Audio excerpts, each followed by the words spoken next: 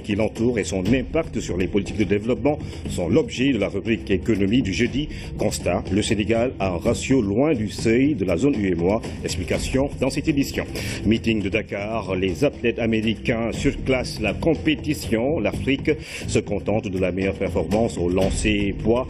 Les Sénégalais dévoilent leurs limites. Le point sur la 9e édition qui s'est tenue hier au stade Léopold Sédar Senghor dans cette édition. Bonsoir à tous. Le chef de l'État a reçu cet après-midi le rapport 2014-2015 du Conseil économique, social et environnemental.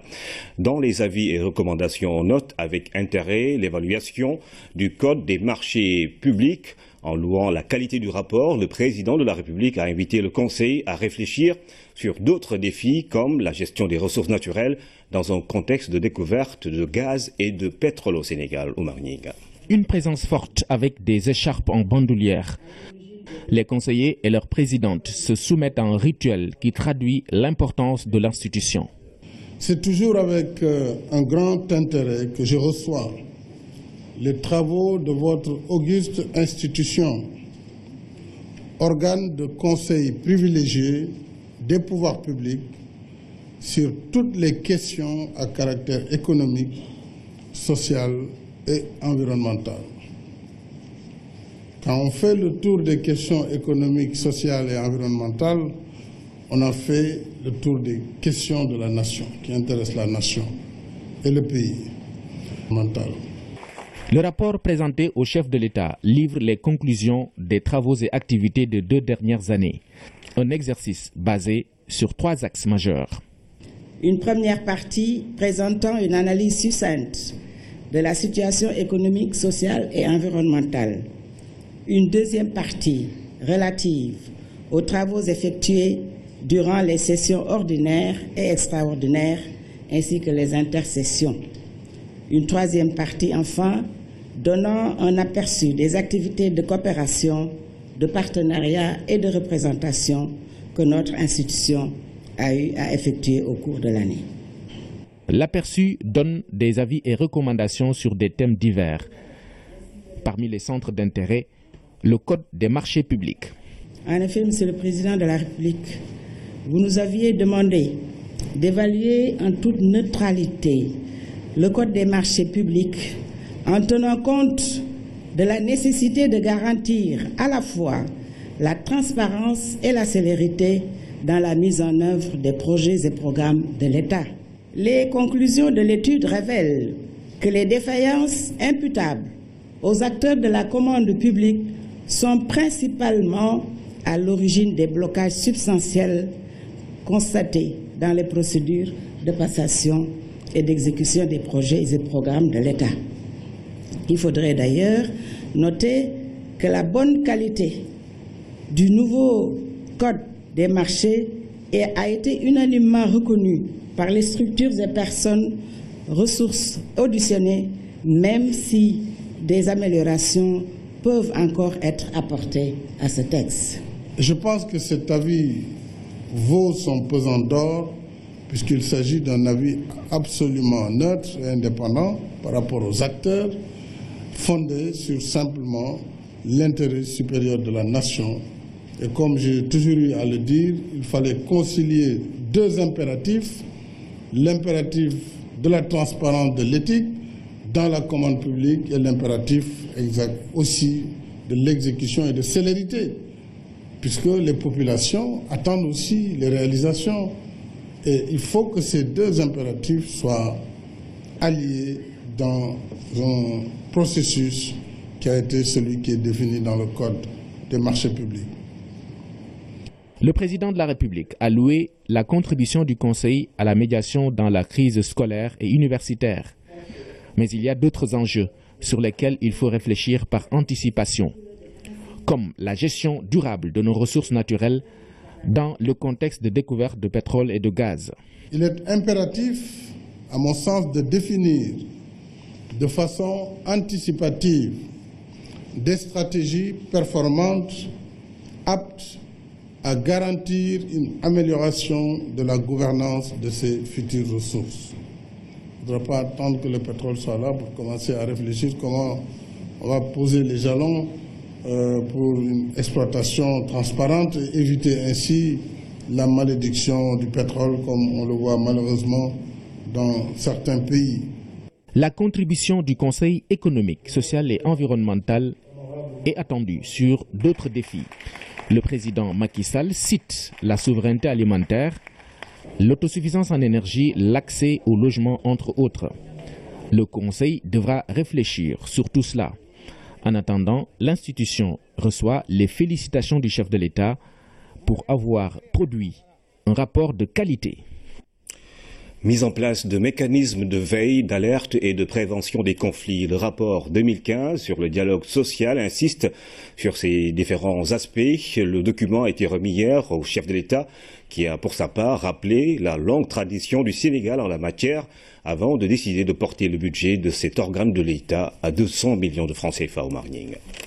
C'est lui-même qui avait institué l'organe, traduisant du coup sa volonté de promouvoir le dialogue social. Un an après, le chef de l'État reçoit le rapport du Haut Conseil du dialogue social dans un contexte particulier.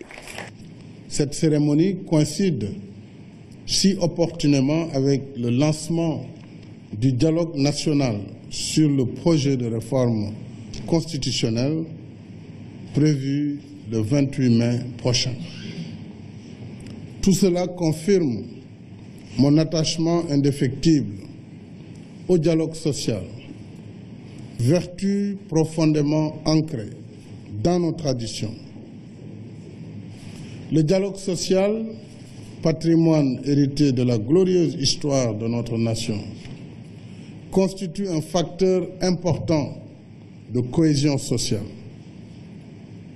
C'est dire donc que le dialogue social est d'une portée stratégique car il entre en droite ligne avec l'impératif d'impliquer toutes les forces vives du pays à l'œuvre de construction nationale que j'ai engagée à travers le plan Sénégal émergent. Le Haut Conseil du dialogue social vient donc rendre compte. Pour l'institution, le terrain était déjà balisé. Un privilège, allais-je dire, au regard de votre volonté immuable à promouvoir le dialogue social, illustré d'une part par votre instruction au gouvernement à l'occasion du Conseil des ministres du 25 avril 2013, de préparer la signature d'un pacte avec l'ensemble des acteurs de la vie économique et sociale, laquelle instruction s'est concrétisée par la signature du Pacte national de stabilité sociale et d'émergence économique le 15 avril 2014. D'autre part, par l'organisation les 14 et 15 avril 2014 de la première conférence sociale. Bien avant la validation du plan d'action du Pacte national de stabilité sociale et d'émergence économique, intervenu le 21 avril 2015, vous avez attaché une importance particulière à la mise en place rapide du Haut Conseil du dialogue social. Par conséquent, et nous vous en sommes très reconnaissants, car si nous sommes en mesure de porter à votre appréciation ce présent rapport, nous le devons bien sûr à votre haute bienveillance. Le document donne un aperçu général de la situation sociale, secteur par secteur, avec cette remarque. La conflictualité est plus aiguë dans le secteur public, qui est censé impulser et conduire l'exécution des politiques qui doivent nous mener vers l'émergence porteuse de croissance économique et de progrès social. Pourtant, vous avez fort opportunément appelé le gouvernement, qui s'y emploie du reste, à faire du dialogue social le socle de toutes ces interventions. Il y a donc nécessité de mettre en place des mécanismes de veille, d'alerte et de prévention des conflits. Le président de la République l'a noté avec beaucoup d'intérêt, tout comme les moyens devant permettre de réussir le pari. Je voudrais vous donner l'assurance que je vais renforcer les moyens du Haut Conseil du dialogue social. Déjà, que j'ai demandé tout à l'heure au ministre quel était le budget, il a été quand même très modique, surtout pour l'année 2016. Je n'ai pas compris que l'année dernière vous soyez à 130, vous m'aviez dit 133 millions, et que 2016, sur la loi de finances initiale, vous soyez à 75. Donc sur la LFR qui va passer d'ici fin juin, on va quand même porter le budget à 200 millions au moins. étant entendu que les partenaires pourront faire un petit geste après. Je voudrais les féliciter au passage. Mais je ne demande pas ça aux partenaires sociaux, parce que, au contraire. Mais je vais vous parler du BIT, de l'UEMOA et des autres. Le plan d'action est étalé sur 3 ans. Le Haut Conseil devra promouvoir le dialogue social et mener des activités de prévention. D'ores et déjà, le président Macky Sall promet une exploitation judicieuse du rapport. À cet effet, des instructions sont données au gouvernement. Démarrage ce samedi à 10 h du dialogue national convoqué par le chef de l'État. Nous sommes à 48 heures. À ce jour, plus de 400 invitations ont été lancées sur le déroulé de la rencontre. Quelques éléments d'explication avec Mamadou Sambambo. Pas moins de 400 invitations ont été distribuées, et ce, depuis le mardi, c'est-à-dire 4 jours francs, avant l'ouverture ce samedi du dialogue d'intérêt national initié par le chef de l'État. 400 invitations adressées à toutes les composantes de la nation, société civile, cercles religieux, secteur privé national, autorités coutumières et bien évidemment tous les partis politiques légalement constitués et figurant sur les livres du ministère de l'Intérieur. Il faut se réjouir de l'appel du président de la République à un dialogue, parce que tout pays tourné vers l'avenir a besoin de stabilité, a besoin de paix. Mettre toujours en avant la concertation, la stabilité, le travail, la productivité, l'éthique sont des choses qui concourent à un meilleur devenir pour notre pays. Sur le déroulé, ce focus group grand format sera ouvert par le chef de l'État qui va en définir le contour et formuler ses attentes personnelles. En effet, le chef de l'État veut que ce dialogue aboutisse à des consensus forts et des convergences d'idées ou accords sur bon nombre de questions, dont notamment les innovations apportées à la Constitution suite au référendum. Au lendemain du référendum, qui laisse entrevoir des réformes indispensables pour la mise en œuvre des dispositions nouvelles contenues dans la nouvelle Constitution, dans la Constitution en vigueur. Il faut comprendre qu'au moins, ne serait-ce que sous cet angle restreint, il a besoin de partager avec l'ensemble des forces vives. À la suite du président de la République, les parties prenantes, société civile, opposition, majorité et autres acteurs vont prendre la parole en toute responsabilité pour faire leurs propositions. Le débat va se poursuivre sous la conduite du Premier ministre, avec une direction effective du ministère de l'Intérieur. Comme on le dit en Wolof, deuxièmement aussi, les Wolofs disent que cela veut dire que même retrouver dans nos valeurs africaines et sénégalaises, je crois que c'est un appel pour lequel l'essentiel, tous les acteurs doivent répondre. La durée et les séquences sont pour le moment indéterminées. À l'heure du bilan, le président Macky Sall aura des éléments fédérateurs qu'il pourra traduire en loi organique ou loi ordinaire, lesquelles lois seront versées dans l'arsenal juridique national pour l'intérêt supérieur du Sénégal. Le chanteur Wally Seck a été reçu par le chef de l'État. L'artiste était venu présenter le projet qu'il compte réaliser le 4 juin prochain à travers un concert à Paris-Bercy. Il s'est dit très réconforté à l'issue de son audience avec le président de la République. Le voici au micro d'Oumar Nying. Je suis venu en tant que citoyen, fils de son pays, en tant que chanteur, auteur, compositeur.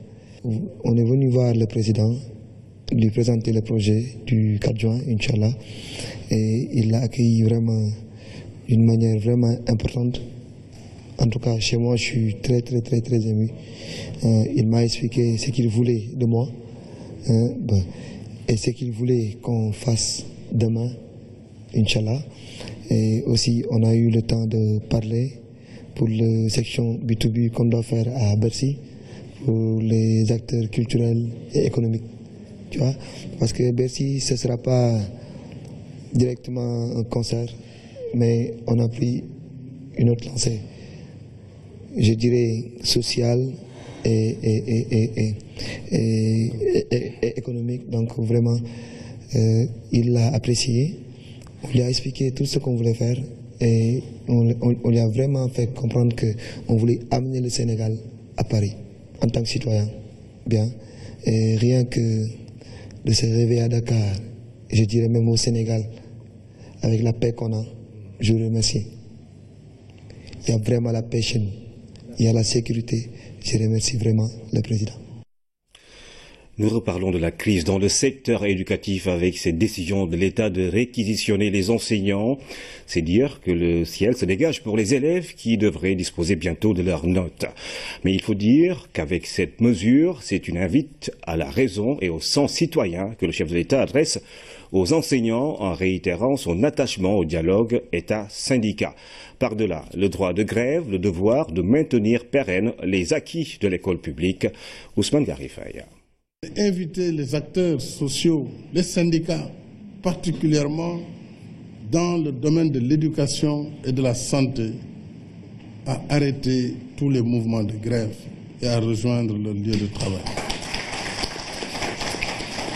Reprendre du service au nom du pays au plus vite, cri du cœur d'un président décidé à se rendre à l'évidence. L'appel patriotique et fraternel est à l'aune de la gravité de la situation. Macky Sall le constate, le pays touche ici ses limites objectives. Tout le monde sait les efforts que l'État du Sénégal a fait pour rendre ces secteurs dynamiques. Tous les moyens possibles ont été mis à leur disposition. Pour le secteur de l'éducation seulement, nous mettons 500 milliards de francs CFA par an. On ne peut pas continuer à avoir l'école détruite comme ça par une instabilité chronique. 5 milliards CFA injectés annuellement dans le secteur éducatif, insuffisant aux yeux des habitants de la revendication. Et pourtant, faut-il le concéder, l'effort est déjà considérable au regard de la maigreur du budget national. Mais dans ce pays où tout ou presque relève de l'urgence, l'État, assure son chef, ne faillira pas. Nous invitons les acteurs à prendre conscience de la gravité de l'heure. Vraiment. Parce qu'autrement, nous sommes obligés maintenant de prendre les mesures qu'imposera la situation. Et nous le ferons. Voilà donc qui sonne la fin de la récréation. On ne peut pas sacrifier l'avenir des enfants alors que l'État a tout donné. On ne peut pas continuer comme ça. Et moi, j'ai déjà instruit le gouvernement pour quand même prendre les dispositions pour assurer non seulement la disponibilité de notes pour l'ensemble des élèves du Sénégal, mais que les conditions d'examen soient faites sans aucune difficulté. Nous prendrons aussi toutes les mesures qu'impose la situation pour assurer la santé des populations. Et s'il faut requérir, nous le ferons. Requérir, le mot est lâché, est tel un ballon saisi au rebond par la tutelle. Le gouvernement du Sénégal a décidé, ces enseignants-là, de demander au gouverneur de leur envoyer des réquisitions pour communiquer les notes aux élèves, de rendre les copies et communiquer les notes à l'administration et participer à la tenue des conseils de classe. Pour ces enseignants qui refusent donc d'entendre raison, il s'agira plus que jamais de faire face à une mesure d'exception bien prévue par les lois du pays. La réquisition dans notre pays, d'abord, c'est légal. Pour ce qui est des fonctionnaires, la réquisition est prévue par l'article 7 de la loi 61-33 du 15 juin 61 portant statut général des fonctionnaires. Pour ceux qui sont sous le régime du contrat de travail, la réquisition est prévue par l'article L276 de la loi 97-17 du 1er décembre 1997 portant Code du travail, qui prévoit un décret qui doit fixer les emplois éligibles à la réquisition et les fonctions d'enseignement sont prévues. Pour l'inspection du travail, la réquisition reste une mesure administrative dont l'entrave entraîne de facto deux types de sanctions. Au titre des sanctions pour les fonctionnaires, il y a des sanctions qui ont un caractère pénal et des sanctions qui ont un caractère disciplinaire. Au titre des sanctions pénales, la personne peut encourir un emprisonnement allant jusqu'à 6 jours et une amende de 20 000, entre 20 000 et 100 000 francs. Au titre des mesures disciplinaires également, il y a des sanctions qui sont prévues par le droit de la fonction publique. Ce sont des sanctions de premier, deuxième degré et de troisième degré. Concrètement, ça peut aller de l'avertissement au blâme, de la réduction d'ancienneté, de l'exclusion au tableau d'avancement, de la rétrogradation, de l'exclusion temporaire des fonctions pendant une période ne dépassant pas 6 mois, ou bien de la radiation avec droit ou sans droit. Pour Serigne Mbaye Thiam, la décision de réquisitionner les enseignants par le biais du commandement territorial ne cache pas pour autant la volonté des plus hautes autorités du pays de privilégier le dialogue et la concertation. Ça ne veut pas dire qu'on va faire un rapport de force avec les syndicats. Tout en faisant la réquisition, le gouvernement continue à dialoguer parce que c'est notre responsabilité de prendre en charge les préoccupations de tous Sénégalais et nous allons continuer à prendre en charge leurs préoccupations, à faire des avancées chaque fois que c'est possible pour satisfaire l'ensemble des revendications des enseignants. La seule limite, comme le chef de l'État l'a dit, c'est les limites budgétaires du pays. Garantir un service public de l'éducation au profit de tous les acteurs, mais dans le respect du droit de grève reconnu au camp d'en face, tel est le viatique sur lequel l'État veut s'adosser pour que l'école publique ne meure pas. La commune de Sokone, dans le département de Foundiougne, étraîne son centre de développement communautaire de lecture. L'infrastructure est construite par l'association Femmes Plus de Sokone et financée par l'USAID à hauteur de 25 millions de francs CFA. Elle a été inaugurée en marge de la semaine de l'école de base par le ministre de l'Éducation nationale, Pape Colingom. Après Toubacouta, en février dernier, voilà Sokone, la deuxième localité du département de Foundiougne, a disposé d'un centre de développement communautaire de lecture. L'objectif visé par notre programme demeure le renforcement de capacité des élèves des écoles élémentaires en lecture à travers des activités complémentaires avec une approche communautaire, participative, itérative. Toutes choses qui font dire que dans le Nyombatou, la lecture est érigée au rang de priorité par la communauté. La lecture est le piédestal de tout apprentissage. Et quand il est reconnu que le taux d'échec élevé et persistant enregistré dans les classes élémentaires est dû en grande partie à la faiblesse des élèves en lecture. Nous sommes convaincus que la lecture est la clé pour libérer le potentiel des élèves. Composé de 4 bureaux, d'une bibliothèque et d'une salle informatique équipée de 25 ordinateurs, le centre se présente comme une solution au défi de la lecture. Ce projet embrasse les 3 dimensions de ce programme sectoriel, en ce qu'il permet d'améliorer la qualité des enseignements-apprentissages à l'élémentaire, en dotant les jeunes enfants de compétences en lecture. Et quand on sait que la lecture est la première étape d'acquisition des compétences, notamment pour des enfants dont la langue d'enseignement n'est pas la langue maternelle, c'est le médium pour accéder aux autres savoirs, c'est le médium pour accéder aux sciences de la vie et de la terre, c'est le médium pour accéder aux mathématiques. C'est en ce sens que la lecture constitue le premier fondement de la qualité de l'éducation dans notre pays. Le centre de Sokone est l'une des composantes du programme Non Surlise. Il polarise 28 écoles de Sokone et environ. Sa fréquentation par les élèves a permis de relever considérablement le niveau de lecture des apprenants. Le projet d'appui à la sécurité alimentaire PASA, le MACAF, est en train d'apporter sa contribution au PRACAS. Le programme d'accélération de l'agriculture sénégalaise, 15 fermes sont déjà réalisées pour un coût global de 546 millions et quelques 411 000 francs CFA. 3 parmi celles qui sont installées dans la région de Louga ont été inaugurées par le ministre de l'Agriculture, Penambawa. Devant la mission conjointe de suivi des agences du système des Nations Unies, l'hôpital de Ourossogui a donné ce qui suit comme indicateur de performance en 2016. En 2015, ils l'ont dit, l'hôpital de Ourossogui a enregistré 51 décès maternels. 2016 de janvier au mois de mai, nous sommes à la fin du mois de mai, c'est 5 décès qui sont enregistrés et nous croyons que si la tendance se maintient, on va vers une réduction drastique du nombre de décès maternels grâce véritablement aux efforts de l'État combinés à ses partenaires. Au niveau régional, les résultats enregistrés dans le cadre du programme indicatif de coopération financé par le Luxembourg sont satisfaisants. Mais pour l'UNICEF, la prise en charge de la santé maternelle reste à améliorer pour être en phase avec les directives de l'OMS. Au niveau de la région de Matam, par exemple, la population cible en termes d'accessibilité aux structures sanitaires, on a presque 74% qui sont à moins de 5 km des structures, donc qui normalement ont accès aux structures. Mais malgré cela, on voit quand même que les taux de couverture restent faibles, notamment dans les domaines de la continuité des services. La question des ressources humaines n'est pas en reste, elle est une problématique cruciale qu'il faut régler d'urgence car elle impacte de manière négative sur la gouvernance des politiques de santé. Mon cri de cœur, c'est véritablement la fonctionnalité des blocs Sony.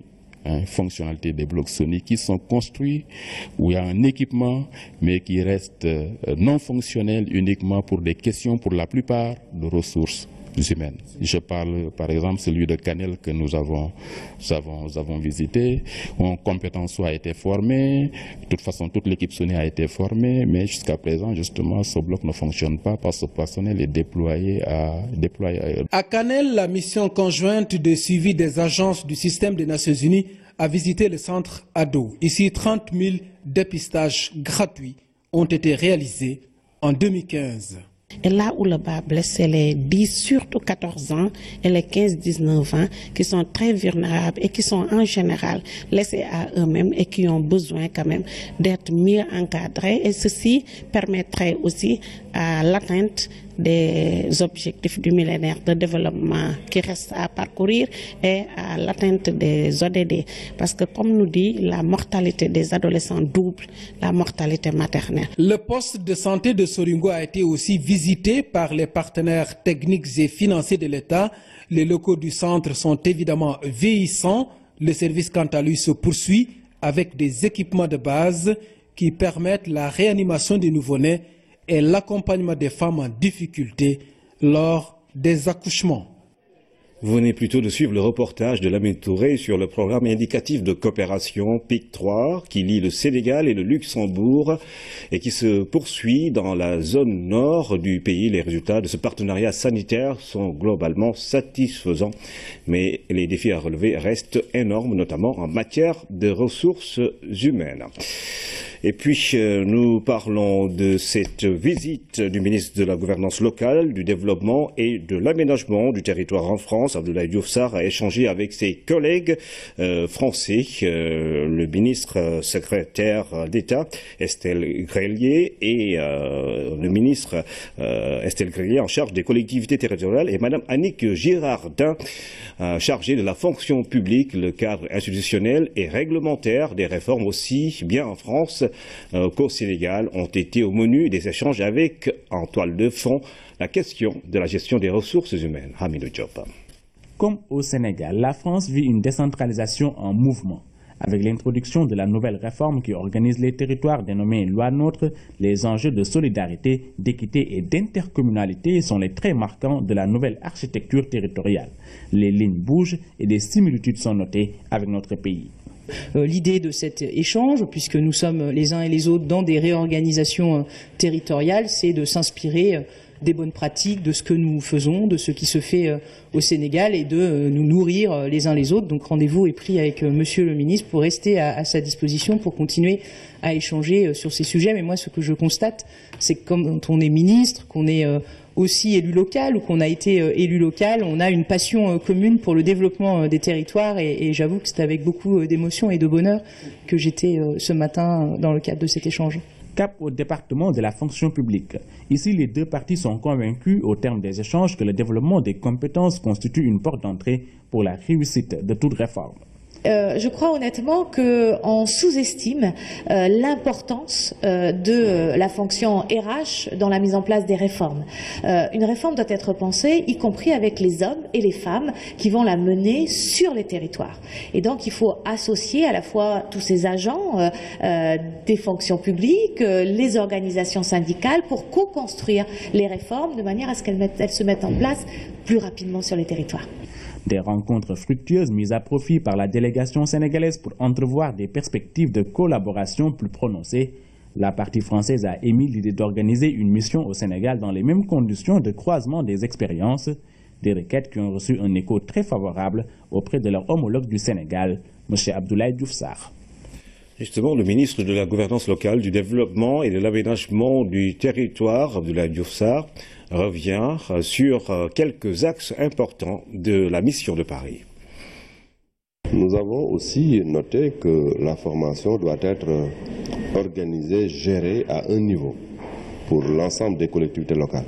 c'est pour aller dans une logique harmonisée au plan national, pour éviter un éclatement, à la limite un caractère hétérogène de la chose, étant entendu que la fonction publique territoriale et une fonction publique territoriale doit obéir à une logique, doit obéir à une vision, même si dans le support de la libre administration des territoires, on sait que chaque territoire, chaque commune développe sa stratégie opérationnelle. Mais de manière globale, nous savons que tout cela doit être géré avec une vision nationale. C'est pourquoi l'expérience du Centre national que nous avons vue est une importante expérience, mais aussi au-delà de la dynamique formation, il y a la dynamique gestion des ressources humaines, en termes donc de centre de gestion. Nous sommes en train, nous, de voir au Sénégal quelle est la bonne méthode. Même si au niveau de la fonction publique d'État, il y a un niveau de gestion des ressources humaines, au niveau de la fonction publique territoriale, la fonction publique locale, on n'a pas encore eu la bonne, j'allais dire, le bon outil de gestion. Aujourd'hui, c'est la direction des collectivités locales qui s'en occupe, mais est-ce qu'on ira vers un centre national intégré à un centre de gestion pour piloter tout cela?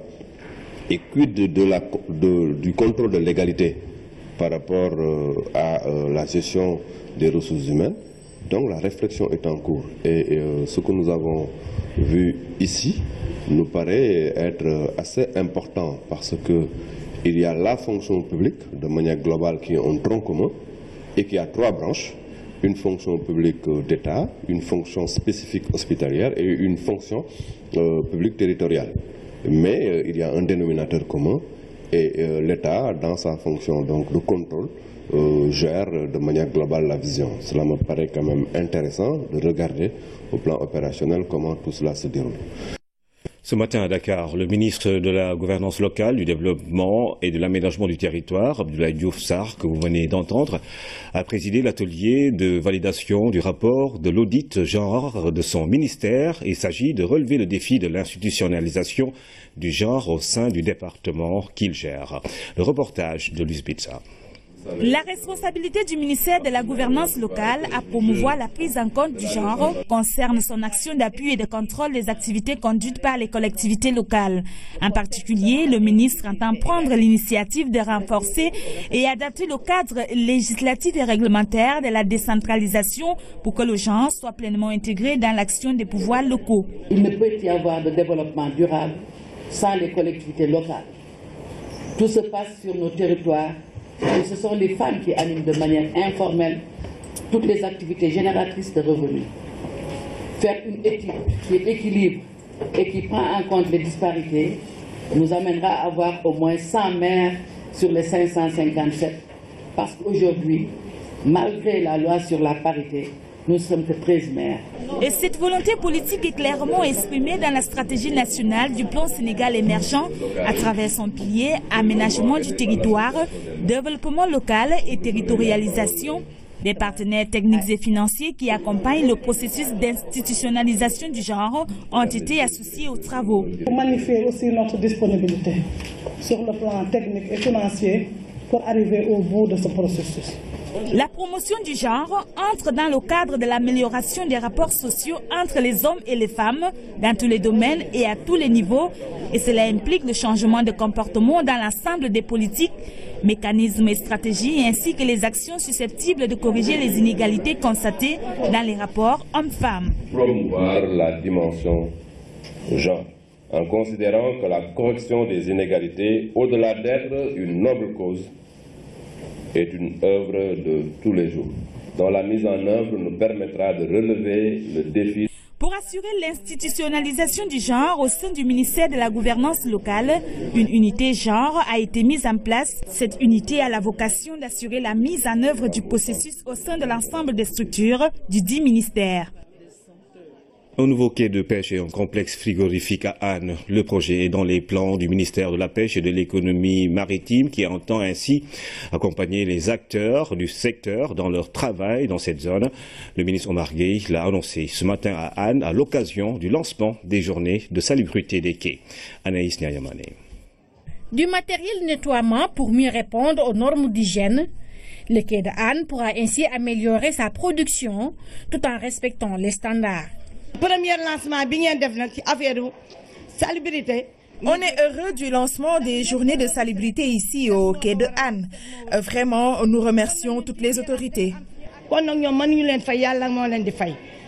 Symbole bi nga xamné mom ngeen choisir tay muy quai de pêche Hann. Ce lien est important pour vous, monsieur le ministre. C'est pourquoi vous avez célébré vos journées de salubrité ici au quai de Hann. Mais nous vous demandons la rénovation du quai et la construction d'un complexe frigorifique. Soxla nañu li nga xamné mom nañu wax complexe frigorifique. Les journées de salubrité des quais de débarquement des produits de pêche ont été aussi célébrées à Mbour, Joal et à Kayar. La cellule de lutte contre la malnutrition accompagne le ministère dans ses activités. L'hygiène des produits que nous consommons est essentielle pour assurer une nutrition adéquate des populations. C'est dans ce cadre que le ministère de la Pêche, qui est membre de cette cellule, a initié cette manifestation et nous y avons contribué. Le quai de Hann est un site très important pour l'économie sénégalaise. Il exporte 14 000 tonnes de poissons par an. C'est pourquoi les acteurs de la pêche demandent une modernisation des lieux. Le ministre de la Pêche rassure. Le gouvernement pense au quai de pêche de Hann à travers des infrastructures qui vont venir. Nous allons réhabiliter le quai pour une valeur de 100 millions déjà disponible, mais également un souci au niveau de Hann, le complexe frigorifique qui sera programmé, Inch'Allah, en 2017.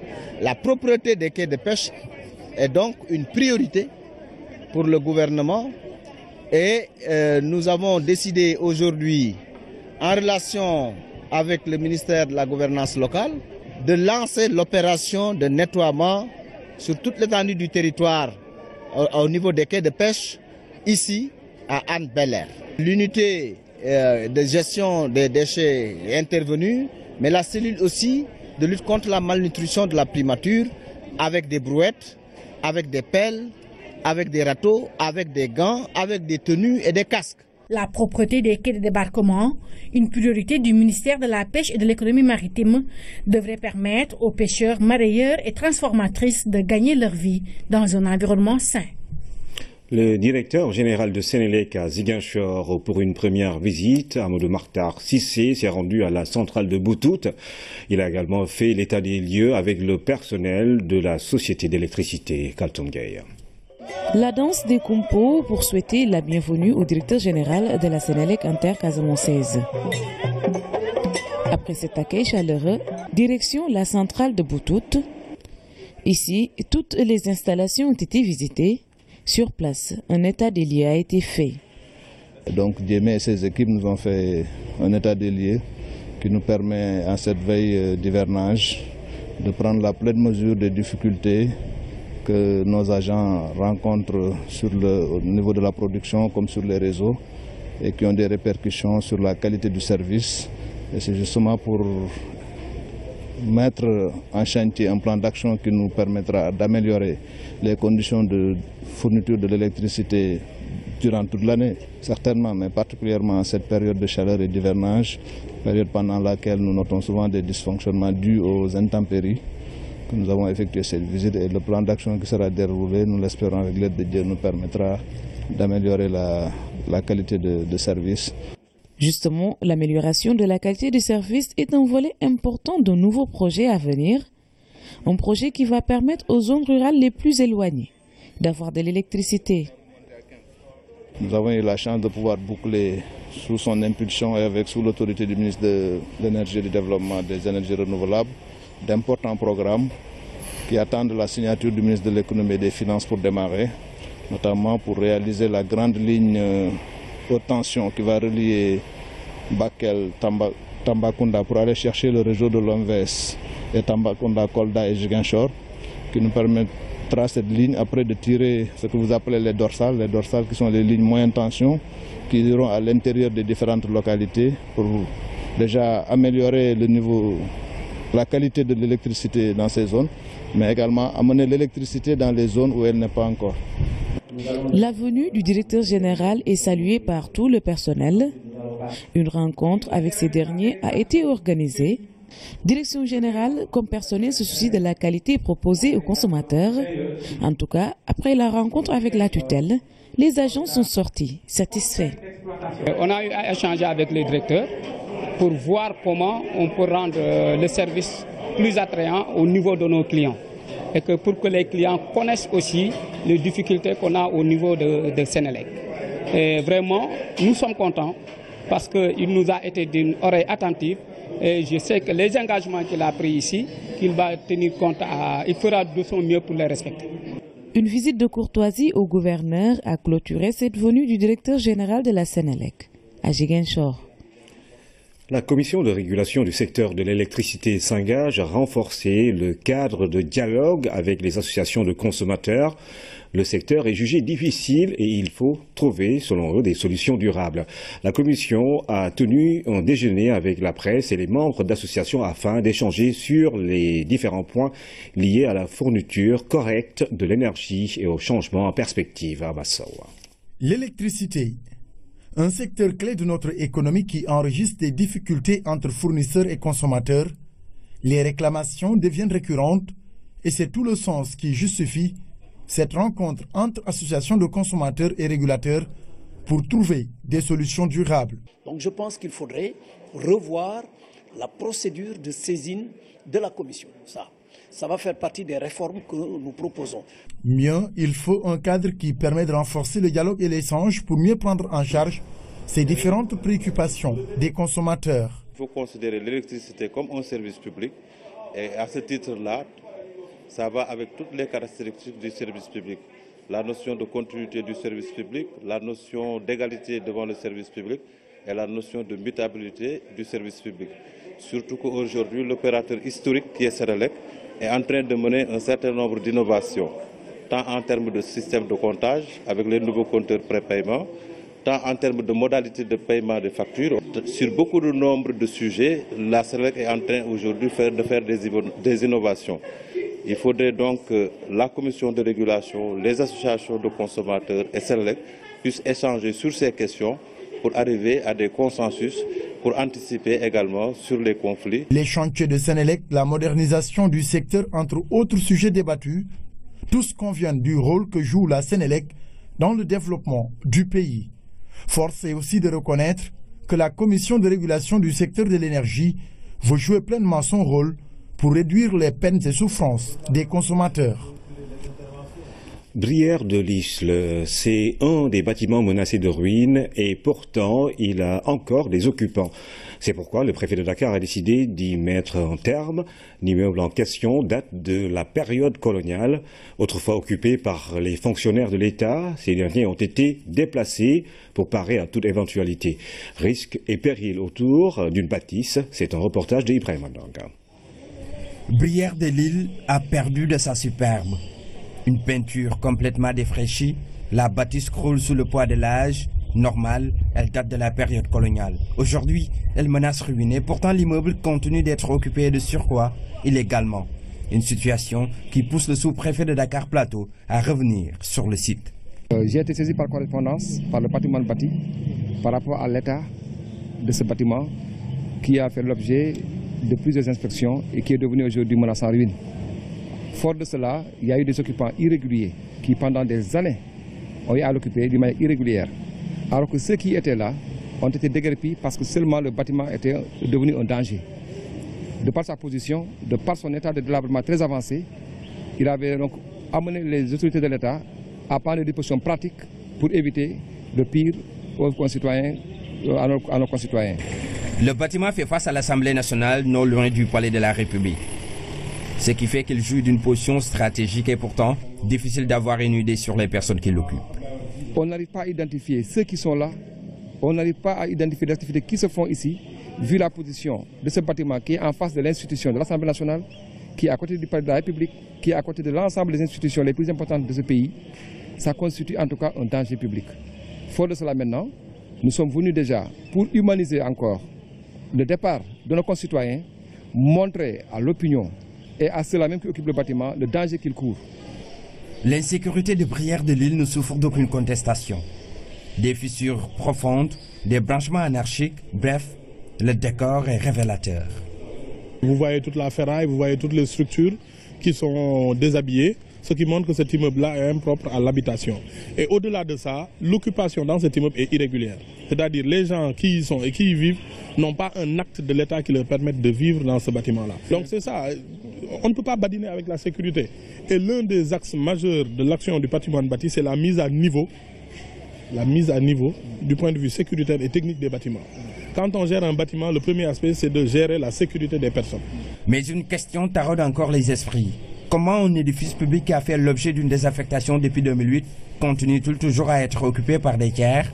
Ça, c'est la question qu'on se pose nous-mêmes. C'est la question qu'on se pose nous-mêmes. Comment ils ont fait pour avoir ces choses-là? Mais jusqu'au jour d'aujourd'hui, on a mené des enquêtes. Moi, ça doit faire la 3e ou la 4e fois que je viens dans cet immeuble pour parler aux gens.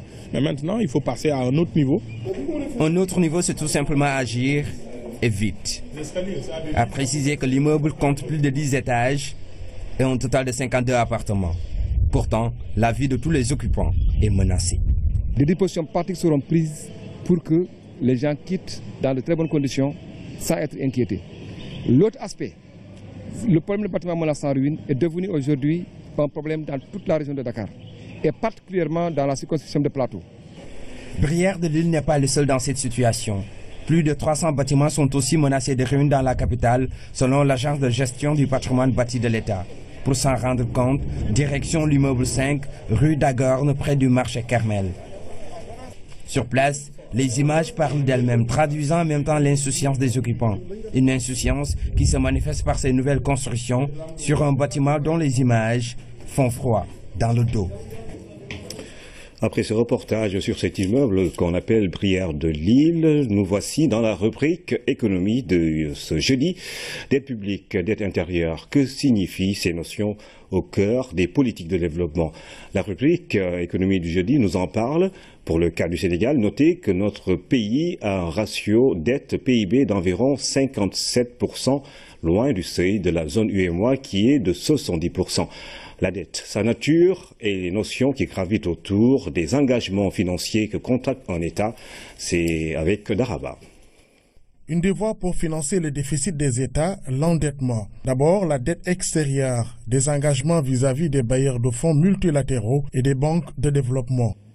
Mais aussi, dans le cadre de cette dette extérieure, nous avons le financement par le marché des eurobonds, où l'État peut faire des émissions d'obligations sur les marchés. Et là, ce sont les investisseurs internationaux qui vont prêter à l'État. Et d'autres États aussi, comme les États membres du Club de Paris, qui est un club de pays généralement qui prêtent aux pays en développement. Pour faire face aux dépenses d'urgence, appelées dépenses à court terme, l'État peut aussi passer par l'émission de titres plus connus sous le nom de bons de trésor, mais également par des obligations du Trésor, d'autres titres émis via la Banque centrale. La Banque centrale des États de l'Afrique de l'Ouest, qui a créé récemment même une agence appelée l'agence UMOA Titres, qui pilote ces titres-là, ou bien l'État peut émettre aussi ces mêmes obligations en passant par un syndicat de SGI. Ce sont les sociétés de gestion et d'intermédiation donc qui vont vendre les titres sur le marché financier, ce qu'on appelle une émission d'obligation par appel public à l'épargne. Le montant de cette dette intérieure rajouté à celui de la dette extérieure constitue l'encours de la dette, c'est-à-dire les engagements de l'État vis-à-vis des bailleurs de fonds, aussi bien de l'extérieur que de l'intérieur, une dette à rembourser. À ce niveau intervient le service de la dette. Le service de la dette, c'est le remboursement de la dette. Lorsqu'on rembourse la dette, on doit d'abord rembourser le principal. Parce que le principal, donc, c'est le montant engagé. Maintenant, ce montant engagé, généralement, on ne le rembourse pas en une seule fois. On l'amortit dans le temps. Donc, lorsque vous entendez parler de service de la dette, c'est non seulement cette partie de la dette remboursée, mais aussi les intérêts de la dette. Autre terme souvent utilisé, la soutenabilité de la dette.